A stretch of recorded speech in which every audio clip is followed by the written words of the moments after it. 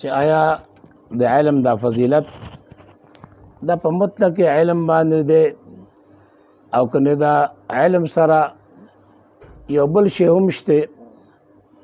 تاسو تمایلو چې د علم سره یو بل شی د چې هغه عمل دی.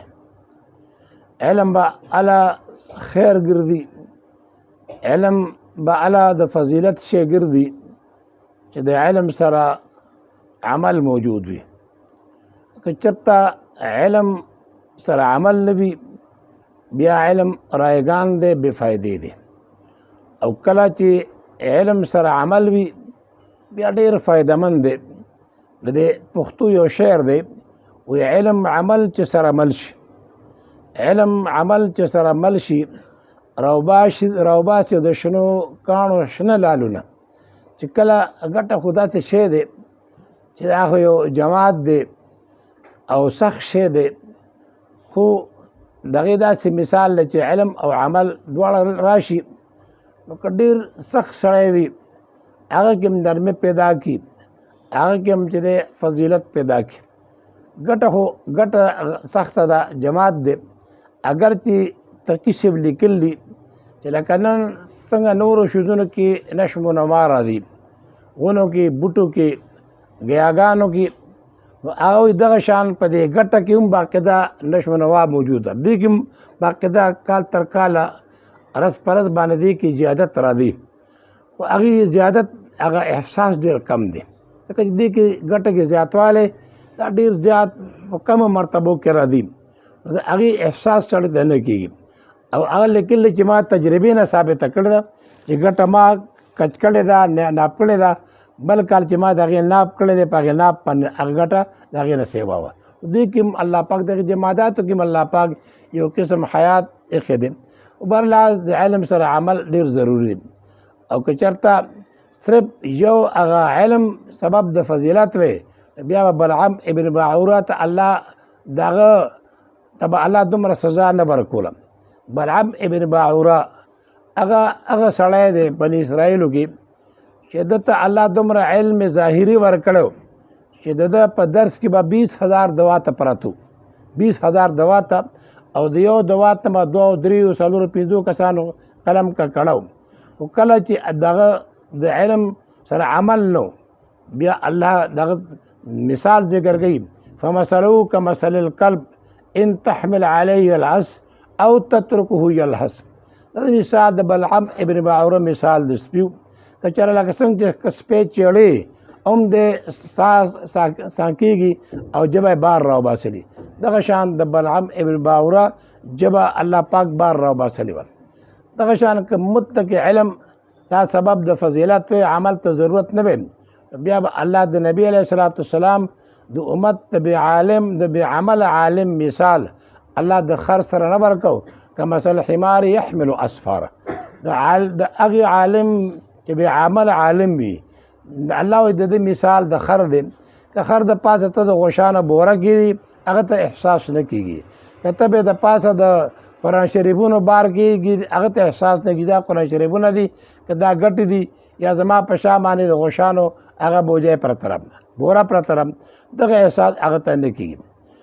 او علم دومره د فضیلت شی دی. ولې آدم علیه السلام ته الله چې فضیلت ورکړو هغه ته بهتري حاصله شوه او د ملایکو مسجود ګرځېده، نو د هغې وجه ته د هغې تعظیم وجه هغه علم و چې الله پاک آدم علیه السلام ته علم ورکړ او د هغې علم په ذریعه باندې الله آدم علیه السلام ته بهتري ورکړه او بیا ملایکې دې باندې الله مامور کړل چې تاسو آدم علیه السلام ته څه وکړئ؟ سجده وکړئ. علما لیکي چې آدم علیه السلام ته ملایکو کې لومړنۍ سجده اسرافیل علیه السلام کړې وه او د هغې په سله کې اسرافیل علیه السلام ته الله دا یو تحفه ورکړه چې تمام قرآن کریم دغه د تندي کې منقوش دی. څومره قرآن شریف چې دی ټول آیاتونه د قرآن شریف دا د هغه په دې تندي کې څه دی هغه منقوش دي. دغه فضیلت آدم علیه السلام ته چې هغه مسجود الملائکه ګرځېده دا په علم حاصلو و هغه مطلق علم نو د هغې علم سره څو هغه عملو.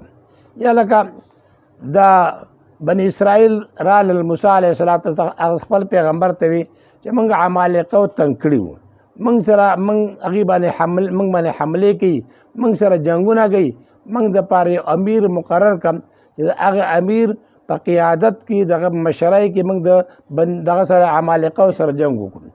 الله د طرف نه حکم راغی پیغمبر ته چې ان الله قد بعث لكم طالوت ملکا، الله پاک تاسو دپاره طالوت بادشاه مقرر کړل. طالوت څوک دا د باغو جامې به یې رنګولې، څوک یې دی چې کوم دی شپنکې او بجې به یې سره وړې، بر لحاظ یا داسې مالي لحاظ سره یو کمزوری سړی و. الله پاک دغې بني اسرائیلو ته وایي چې تاسو جنګي یعنې کمانډر چې دی، پیغمبر خدایي موجود و، خو تاسو جنګي کمانډر چې دی هغه طالوت دی. دا شی هغې باندې بد ولګېده او دوی وي او دا هغې وي چې کیف یکون له الملک علینا، دی به څنګه زموږ بادشاه جوړ شي او ولم یؤت سعة من المال، د سره خو هېڅ شی هم نشته. لکه دا خلک موږ علماو باندې رد کېږي، دا علما ولې سیاست کوي، دوی سره د سیاست څه دي؟ دی بني اسرائیل دغې بني اسرائیلو موسی دا خپل هغې پیغمبر ته ووایي چې دی به ان یکون له الملک علینا ونحن احق بالملک ولم یؤت سعة من المال. د حکومت قابل خو موږ یو، موږ لکپتیان یو، کروڑپتیان یو، موږ د حکومت قابل یو، دی چې کوم دی حکومت قابل نه دی. او نو الله ورته جواب ورکړي چې ان الله اصطفاه علیکم وزاده بسطة فی العلم والجسم. الله پاک دې طالوت ته په تاسو فضیلت ورکړی دی. یو دا چې دی د جسي نه ډېر مزېدار دی، ښایسته دی، او امیر او حاکم د قوم چې هغه به ښایسته وي، دته الله حسن ورکړی. وزاده بسطة فی العلم والجسم، یو الله دله علم ورکړی دی او بل لا چې دی حسین دی. دا دو صفته د بادشاهي دي، دا دواړه په دې کې څه دي موجود دي. دلته ان الله زاد علیکم بسطة فی العلم، د حکومت لیاقت قابلیت الله طالوت ته چې ورکړو دا په وجه د چا باندې د علم. نو الله ان الله اصطفاه علیکم وزاده بسطة فی العلم والجسم، دا حکیمانه جواب و. بیا حاکمانه جواب الله ورکړي چې والله یؤتی ملکه من یشاء. دا دې کې تاسو ته کار دی، دا خو الله خوښه ده چې چاته الله پاک بادشاهي ورکړي. بهر لحاظ طالوت ته چې الله پاک حکومت او فضیلت ورکو، نو په هغې کې یو سبب حسن او بل سبب سره هغه علم. کله چې بلقیس هغه راتله او د هغې اسباب علما لیکي چې د سلیمان علیه السلام دا طریقه وه چې هغه به چاته سفر باندې ته مرغۍ به ورسره وي. دا ملا چرجک چې حدود چې ورته وایي، دی به خاص موسی سلیمان علیه السلام ځان سره بوتو، د دپاره چې ده ته الله دا تجربه ورکړله چې کوم ځای کې ځمکه کې اوبه ده ته اندازه کېږي. ده به چې کوم ځای کې د اوبو ضرورت به راغی، بس ده به هغه ځای باندې ټونګه واله، بیا به سلیمان علیه السلام پیریان ولګول د دې اوبه چې کوم دی دا راوباسي. نو سلیمان علیه السلام ازري غسته دی موجود نو. قال ما لی لا ارى الهدهد ام کان من الغائبین. سلیمان علیه السلام چې یا حقیقت کې دی غیر حاضر دی، موجود نه دی، یا ما ته نه ښکارېږي. او بیا سلیمان علیه السلام غوسه و چې دی ولې موجود نه دی او زما د اجازت نه بغیر اوته دی. قال لو عذبنه عذابا شدیدا او لاذبحنه او لیأتینی بسلطان مبین. سلیمان علیه السلام کې دی راغی یا خو بله سنګینه سزا ورکوم. دکه ځای کې علما لیکي که چېرته یو سړی څاروی غوی جوتې کوي، ارټې کوي او ده ته تعلیم ورکړي، دا وخت دله څه چوکم وکړه پرېږدي، نو د هغې جواز ادبا موجود دی.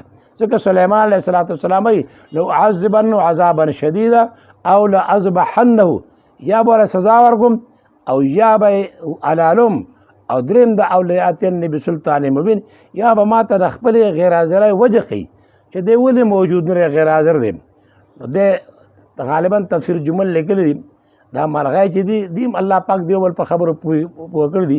وایي بل یو ملا چرجک موجود و، هغه پورته هوا اسمان ته وخته او داسې یمن طرف ته روان وم چې کتل دی د یمن د طرف نه روان دی په هوا باندې. دی ورته وایي چې صیب دته غوسه دی او پرېږدي دې نه څه ویلي دي. بیا هغه درې خبرې کړي دي، لو عذبنه عذابا شدیدا او لاذبحنه او لیأتینی بسلطان مبین. یا خو به سزا ورکوم یا به ذبح کوم یا به ما ته دلیل پیش کوي، دا ما سره دلیل شته. فمکث غیر بعید، لږ ساعت به راغی. قال احطت بما لم تحط به وجئتک من سبأ بنبأ عظیم. وی ما تا ته داسې شی داسې خبر راوړلې چې هغې تا ته علم نشته او هغه د بلقیس ټوله واقعه ورته بیان کړه. دغه دا کې دغه ملا چرجک دغه هدهد چې د سلیمان علیه السلام د سزا نه بچ کي دا هم د علم په وجه بچ کي چې دا د خپل د خلاصي دپاره دلیل هغه څه پیش کړه هغه علم چې دی هغه پیش کړه.